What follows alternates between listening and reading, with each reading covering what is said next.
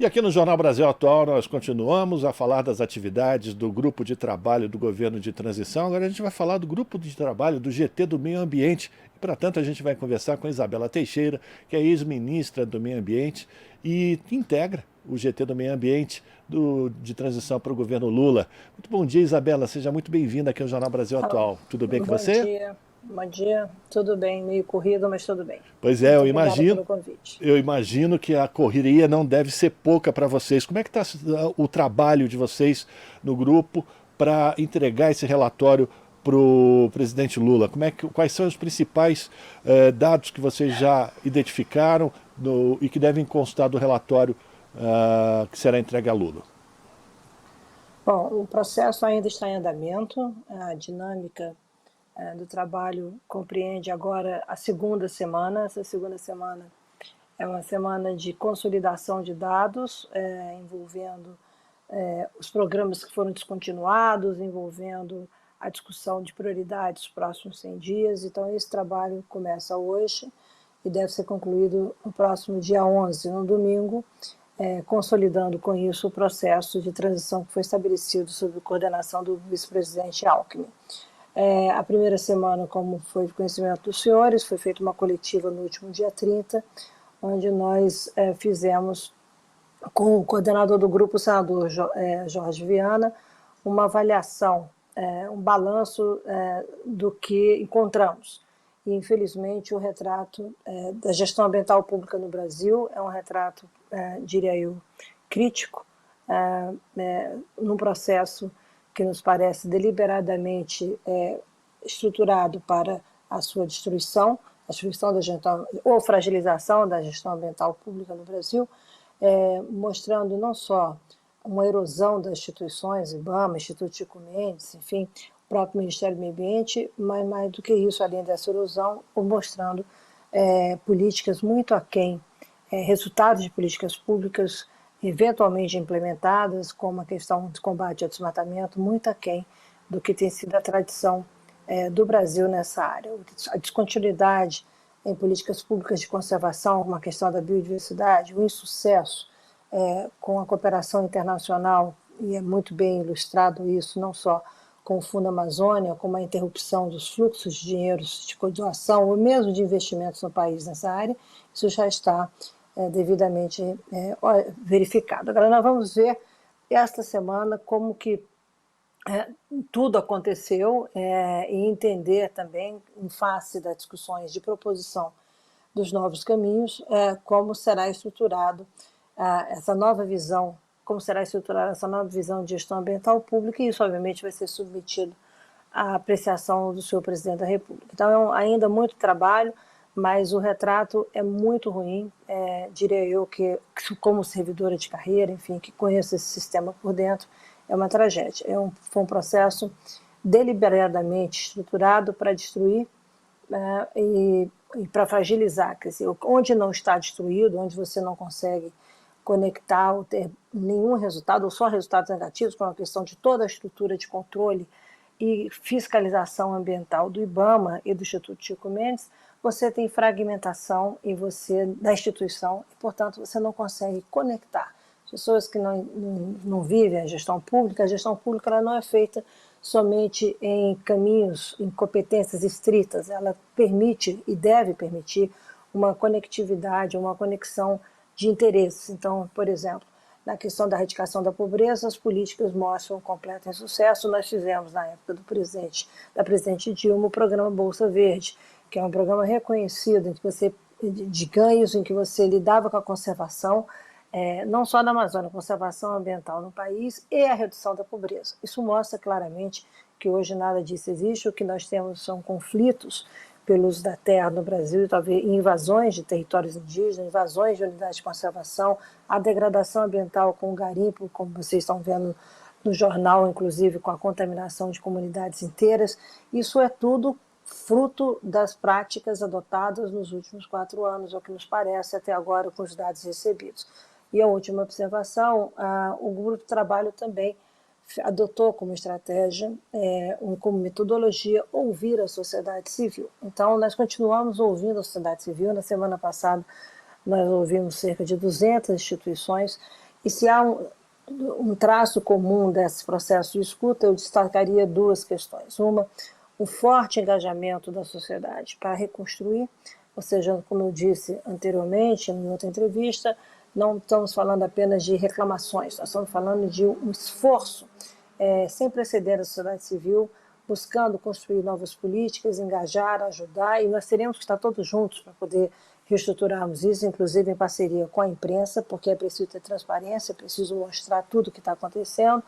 E, por outro lado, além desse esforço da sociedade civil, é extremamente relevante observar as informações que são recebidas por parte do governo são informações fragmentadas, informações que você não permite você desenhar um quadro real da situação, então nós estamos contando com a colaboração também de servidores, não só da máquina ambiental, tá? De outras áreas, como o caso do Tribunal de Contas da União, informações muito relevantes do ponto de vista da fragilização do processo de gestão pública, como a questão orçamentária. E aí que eu quero sinalizar, há um colapso das instituições ambientais hoje, tá? Não é o que nós vamos receber.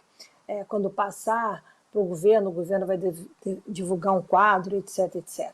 É o que está acontecendo hoje. E aí foi o que foi denunciado, mostrado, revelado no dia 30, o último ofício do próprio presidente do IBAMA, sinalizando que não há recursos nenhum para o IBAMA agir. Então, eu em 35 anos de carreira, eu nunca vi um colapso orçamentário dessa natureza. Então, há uma falência da máquina pública, isso não creio, pelo que nós estamos ouvindo dos outros grupos, seja um privilégio, entre aspas, da área ambiental. É, na realidade, um legado deste governo. A falência da máquina pública federal, o que vai determinar uma complexidade política muito grande de reorganizar essa máquina em função dos objetivos do governo eleito, do presidente Lula, e, obviamente, as suas políticas públicas e como é que nós vamos, obviamente, como sociedade, trabalharmos apoiando o governo, apoiando essa transformação e essa retomada do país. Então, não é somente reorganizar, é realinhar para a contemporaneidade, é mostrar como que essa máquina, como é que as políticas públicas devem discutir, estarem voltadas para o futuro e não necessariamente somente para resgatar o que existia antes. Então, é um trabalho duplo, você tem que colocar de pé, tá, e olhar para o futuro, o que vai exigir muito da equipe que o presidente Lula designar para cuidar das questões ambientais no Brasil. Mas a boa notícia é que há uma grande vontade de todos que estão trabalhando na transição. É impressionante a contribuição da sociedade brasileira, é impressionante a contribuição de vocês da imprensa, é impressionante a contribuição de todos cidadãos. Eu sou parada na rua aqui em Brasília, as pessoas perguntam, as pessoas querem saber o que está acontecendo, como é que podemos ajudar. Então nós teremos que fazer uma grande mobilização nesse país pela democracia e pela capacidade do Estado, do poder público brasileiro agir nos termos da Constituição, ou seja, com seus sistemas estruturados e voltando a ser um provedor de serviços públicos. As políticas públicas devem assegurar novos caminhos da gestão pública no Brasil, mas devem assegurar que o povo brasileiro seja, sim, beneficiário de bons serviços públicos. E nessa questão eu incluo a gestão ambiental e todo o sistema de governança pública na área federal. Então vai ter muito trabalho mesmo. É um trabalho além do que a gente já conhece em transição. Eu, como já experimentei transição algumas vezes na minha vida, eu sei muito bem assim, a dimensão de quanto que tudo está fragilizado, destruído. Porque não se trata da gente está assumindo somente um governo de outro viés político-ideológico, etc. Normalmente eu acompanho isso como funcionário de carreira desde o início da Nova República. Você tem processos estruturados, você tem políticas, você pode até implementar políticas distintas, mas a máquina está ali. Tá? A máquina pública ela está ali. Você pode aprimorar, reformar órgãos, extinguir órgãos, reorganizar a gestão em função do governo que entra. Mas a estrutura da esplanada está montada, ela funciona. Eu acho que o que nós estamos vendo na área ambiental e ouvindo de relatos de outros amigos, de outros grupos, há uma fragilização e uma erosão das instituições federais sem precedentes na história da Nova República. Esse é o legado, Mas nada que a gente não possa, com a ajuda do povo brasileiro, nós brasileiros, e com todos juntos apoiando o governo, a gente não possa trabalhar muito duro para poder recuperar e, mais do que isso, avançar, como eu disse, com um olhar contemporâneo naquilo que o Brasil é um país provedor de soluções. Hoje o Brasil vai deixar de ser um país provedor de problemas, tá? Que é o que vive hoje, né? Internacionalmente e nacionalmente. Nós estamos vendo aí o noticiário recheado de denúncias na área ambiental, e todo o movimento, toda a orientação política é para construir políticas públicas que o Brasil seja um provedor de soluções, não só para o seu povo, mas também seja solidário com desafios globais. Essa é a visão que nós estamos trabalhando, e vamos ver como é que o presidente Lula vai recepcionar essa, e o vice-presidente Alckmin, todo o núcleo de um governo que tem ali uma estrutura dedicada à transição, como é que eles vão recepcionar as sugestões, obviamente, e como é que nós vamos lidar com esse passado de destruição que tem que ficar no passado, como colocar de pé e como avançar, como eu digo, sempre digo que tem que trazer o futuro para o presente. O olhar é contemporâneo, o olhar é novo, a sociedade demanda resultados, demanda compromisso, e a sociedade não ficará passiva. Ela quer, de fato, estar engajada na construção desses novos caminhos do Brasil, num Brasil de pé, como eu chamo. Então, o Brasil, para ficar de pé, vai depender, sim, dessa aliança, e na área ambiental, essencialmente, dessa aliança com o povo brasileiro. Eu acho que é por aí que o presidente vai sinalizar esses novos caminhos, um governo que será orientado para ser um provedor de soluções para o país e não mais ser um governo provocador e provedor de problemas para o país e para o mundo. Uau, a gente está conversando com Isabela Teixeira, ex-ministra do Meio Ambiente, integrante do Grupo de Trabalho do Meio Ambiente na transição do governo Lula. Isabela já passou aqui para a gente um raio-x de tudo que ela e o grupo vem encontrando na área do meio ambiente, os desafios para o próximo governo. Mas eu queria uma avaliação tua, Isabela, porque por tudo aquilo que você já nos adiantou, serão necessárias medidas emergenciais. É possível fazer um revogaço de tudo aquilo que, de triste lembrança, Ricardo Salles propôs, de passar a boiada aproveitando o momento da pandemia, por exemplo? É possível tomar medidas sem a participação do Legislativo para que a gente possa colocar pelo menos um freio a todo esse descalabro? Bom, eu acho que não só é possível, como é uma orientação política do presidente Lula, né? Eu acho que nós todos devem entender que nós temos três diferentes dimensões de possibilidades de revogados. Primeiro, é aquela que envolve os decretos presidenciais, né? Aquilo que veio da presidência da República, e tem um grupo nesse processo da metodologia que foi estabelecida para a transição.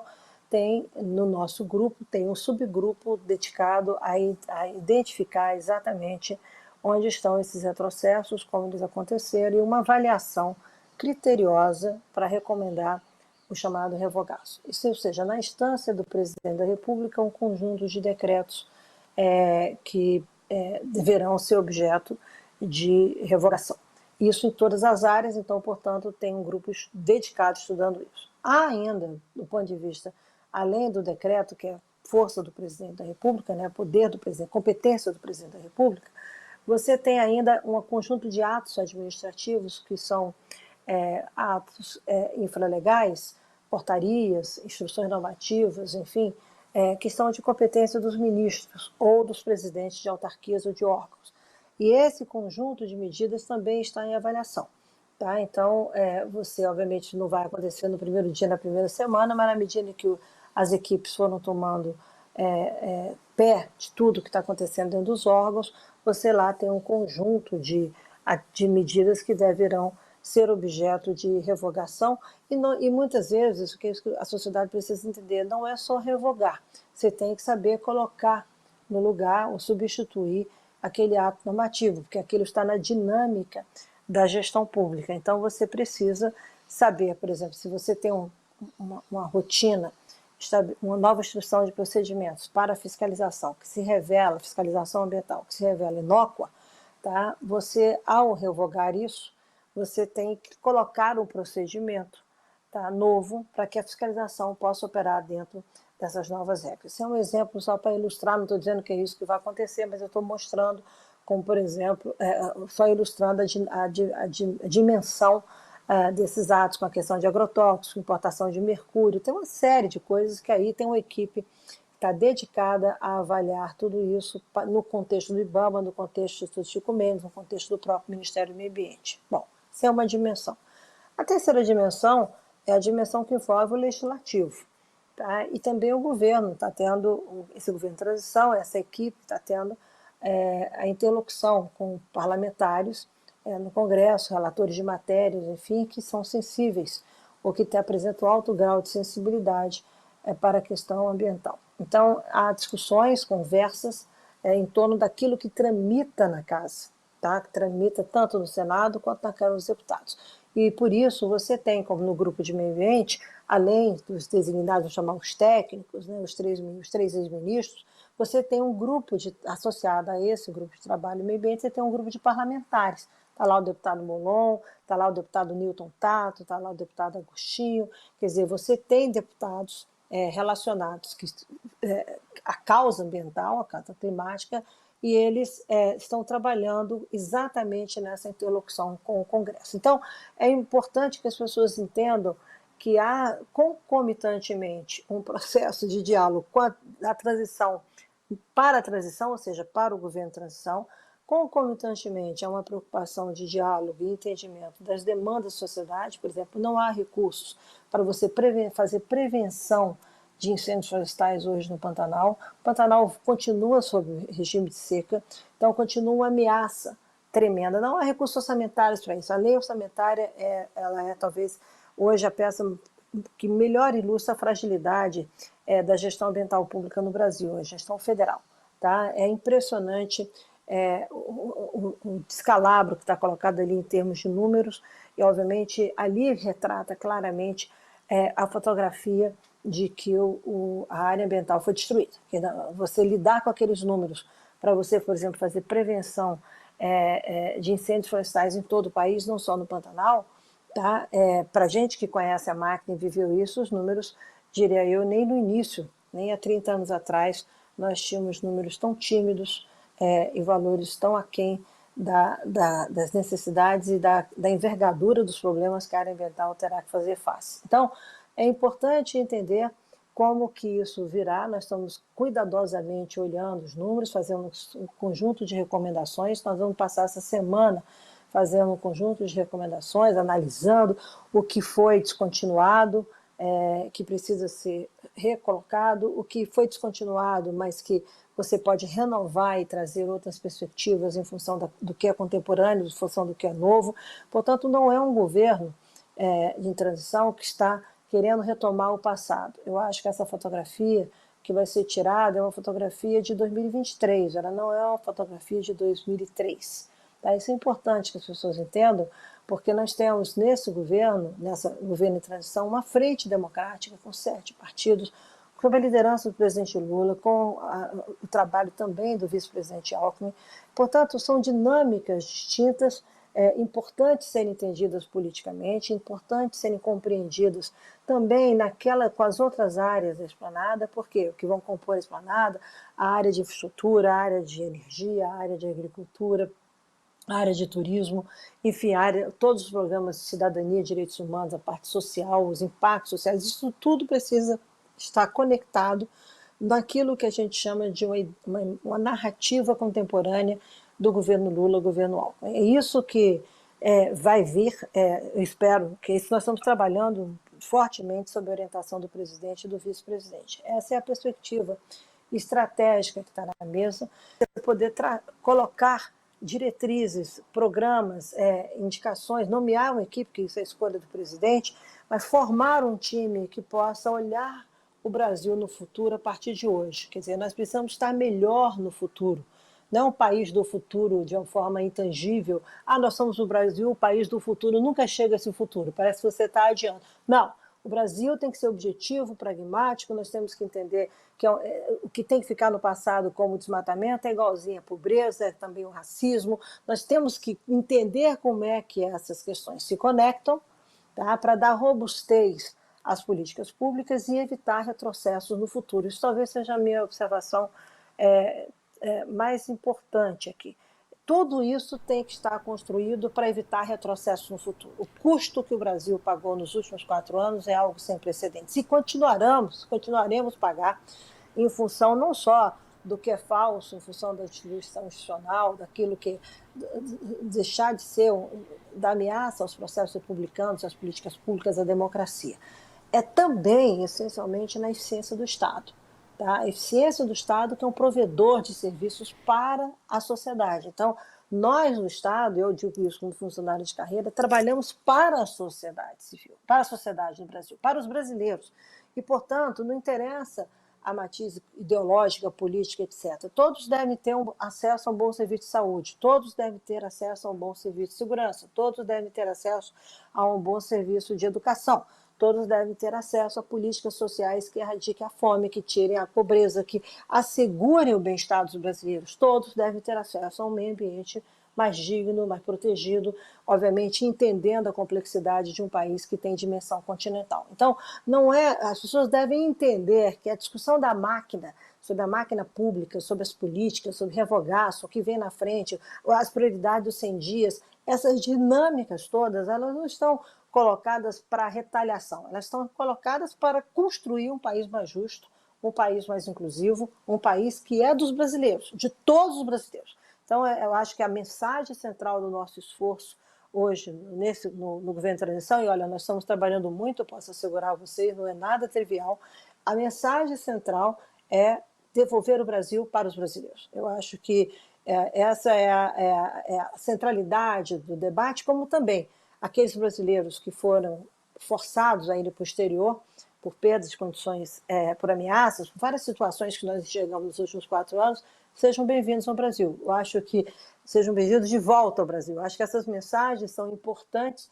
Um governo que quer acolher o Brasil, um novo governo que quer acolher o Brasil, um governo que volta a sua máquina pública para ser um provedor de serviços, um professor de bem-estar e trabalhar em prol da sociedade brasileira. Eu acho que isso é a mensagem mais objetiva que está na mesa de todos nós, a nossa responsabilidade como atores do governo de transição, que temos a obrigação de prover ao presidente e ao vice-presidente soluções que permitam, tá, a máquina avançar e a máquina não só se reorganizar, mas a máquina trabalhar efetivamente, a máquina pública, né, aquilo que a gente chama de serviço público, trabalhar efetivamente para o bem-estar dos brasileiros. Essa é a mensagem central. Vai ter muito trabalho, mas o que eu posso pedir aqui é que os brasileiros se juntem. Tá? Essa não é um momento de dois Brasis, né? Como eu falo, não tem 2 planetas, não tem 2 Brasis. É um momento de uma esplanada voltar a ser Brasília, voltar a ser dos brasileiros e voltar a entender a dimensão de um país que tem soluções. O Brasil é um país provedor de singularidades, como a Amazônia, como a agricultura tropical brasileira, enfim, nós temos que nos orgulhar de tudo isso, mas é um país que deve observar suas singularidades, ser provedor de soluções, não de problemas, e ter uma melhor relação com o tempo. Nós, brasileiros, achamos que sempre tem um tempo para comprar. Infelizmente, nas questões ambientais, a crise global, como tudo se coloca hoje, o desafio do homem é de ter uma nova relação com a natureza e não de destruição da natureza. E como diz o ditado ambientalista, se Deus perdoa, o homem perdoa, a natureza nunca perdoa. Então, é óbvio que essa relação com a natureza precisa ser de outra ordem e construída a cada brasileiro, porque todos os brasileiros devem ser parte da solução. Eu não suporto a ideia de vilanização das pessoas. Eu acho que todos têm que entender o seu papel na construção do bem. Aqueles que não entendem são as pessoas que realmente polarizam e esses gostam de viver de problemas, então a eles a gente destina a lei, né? Os outros a gente acolhe e fala, vamos junto construir esse país, independentemente das visões políticas e ideológicas. É por aí que a área ambiental virá no novo governo Lula, eu espero. A gente está ouvindo a Isabela Teixeira, ex-ministra do Meio Ambiente, que integra o grupo de trabalho do meio ambiente no governo de transição do governo Lula. A gente precisa só de uma resposta curta sua, Isabela, sobre a possibilidade, você já colocou, já fez um raio-x aqui mostrando a situação de absoluta falta de recursos para colocar em prática políticas públicas de defesa do meio ambiente. A participação de Lula na COP27, lá no Egito, mostrou também que existe uma disposição de fundos internacionais de voltar a colocar dinheiro para esse fim aqui no Brasil. Esses recursos eles podem entrar imediatamente e ser colocados em prática também, ou seja, serem utilizados para o meio ambiente, diante dessa situação de caos orçamentário que você mostrou para a gente, Isabela? Bom, são duas questões muito objetivas. A primeira é a priorização, o interesse do mundo de voltar a investir no Brasil, e não só nas questões ambientais. Há claramente interesses robustos de uma perspectiva de novos investimentos internacionais, o que requer do Brasil uma visão. Esse assunto é um assunto muito voltado para as questões climáticas. Clima, hoje, é uma agenda de desenvolvimento no mundo, ela é uma agenda que tem geopolítica, é uma agenda que tem outros contornos muito mais amplos do que o chamado ambiente, ou constituição política da área ambiental. O debate global sobre clima não mais se circunscreve aos ministros de meio ambiente. Isso é importante de observar isso eu digo com muita natureza, porque é um ambiente que eu vivo, tá, internacionalmente. Então, há uma disposição do mundo voltar a investir no Brasil. Para isso, o Brasil precisa ter visão, o Brasil precisa ter proposta, o Brasil precisa ter projetos, o Brasil precisa entender os seus compromissos, sair dessa condição que ele está hoje de clima, que é uma condição de retrocesso. O atual governo apresentou um instrumento de mitigação, de ambição climática, que é um retrocesso em relação ao que nós apresentamos em 2015. Quer dizer, o Brasil é o único país que está desalinhado do Acordo de Paris hoje. Tá? Então é preciso corrigir rumos e definir com o Brasil, com a sociedade, a nossa visão por onde nós vamos, numa perspectiva mais abrangente da questão climática, que não se circunscreve somente ao enfrentamento ao desmatamento e às políticas ambientais, que têm papel estruturante na chamada estabilidade climática, na segurança climática. Isso é um lado da questão. O outro lado é o que se pode. Então, você tem que ter uma visão, uma estratégia construir, os investimentos virão desde que você tenha um sistema, uma governança climática no Brasil orientada para isso. Cooperação internacional hoje, a cooperação internacional nessa área vai além dos chamados argumentos de política externa, além do Itamaraty. Quer dizer, o Itamaraty, isso é uma coisa, certamente o discurso do presidente Lula foi muito objetivo em relação a isso. No Egito, ele disse a prioridade que ele vai conferir o assunto, então prioridade em instância ministerial e presidencial, e, portanto, as políticas todas deverão estar orientadas, as políticas públicas, e a política externa brasileira é essencial pela competência e excelência da diplomacia ambiental climática que o Itamaraty sempre praticou e que, infelizmente, nos últimos 4 anos foi extremamente fragilizado. Esse é um lado da questão. Então, nós vamos construir um processo, e essa é a orientação do presidente. A outra lado da questão é, emergencialmente, o que fazer. Então, nós estamos trabalhando duramente já para restabelecer o Fundo Amazônia. Então, na primeira semana, isso deve estar restabelecido. O governo da Noruega, o governo alemão já sinalizaram isso. Nós estamos conversando, fazendo conversas, negociações para o formato, com o BNDES, como é que isso vai vir.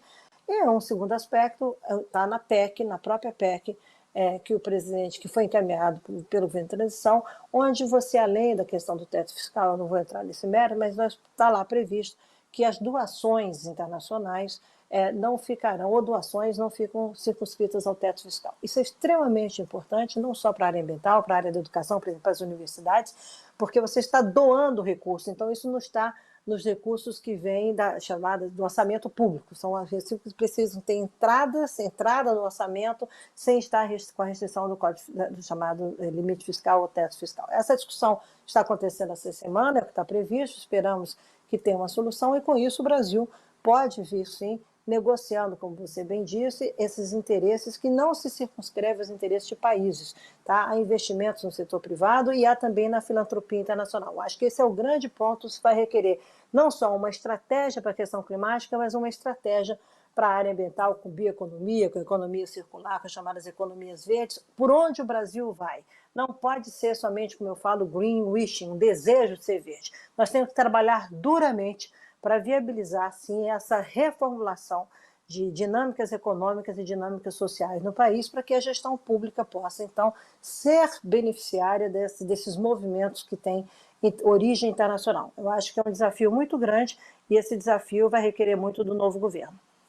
Isabela Teixeira, ex-ministra do Meio Ambiente, integrante do Grupo de Trabalho do Meio Ambiente da Transição para o governo Lula. Só nos resta agradecer o seu tempo, as informações tão completas sobre essa situação, esse raio-x, esse quadro, essa situação muito delicada pela qual o Brasil vive na área do meio ambiente. E a gente tem conversado com diversos representantes de grupos de trabalho que se repetem na educação, na saúde, enfim, nos mais diversos aspectos da vida pública do Brasil. A gente deseja a você toda a sorte, muito ânimo, muita disposição nesse trabalho, Isabela. Obrigado pela tua participação aqui no Jornal Brasil Atual. Muito obrigada a todos pelo convite, primeiro pelo convite, pela audiência também.